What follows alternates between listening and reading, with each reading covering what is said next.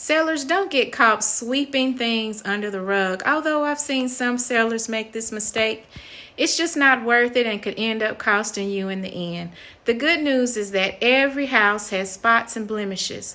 While no one wants to put their worst foot forward, telling your listing agent about roof leaks, foundation cracks, damage by water or electrical problems, things they don't see immediately, it's a smart idea since you'll have many professionals in and out your home throughout the selling process. Your agent, the buyer's agent, home inspectors, and possibly contractors, all of which will be looking for issues that need addressing. A seller's agent or a listing agent will know exactly what needs to be disclosed. And that's another perk of selling with the agent instead of going for sale by owner. This is Rolanda Pullen Daniel with Coldwell Banker in Chattanooga and Northwest Georgia. You can reach me at 423-894-6762, or you can go to rolanda.realtor. Have a good one.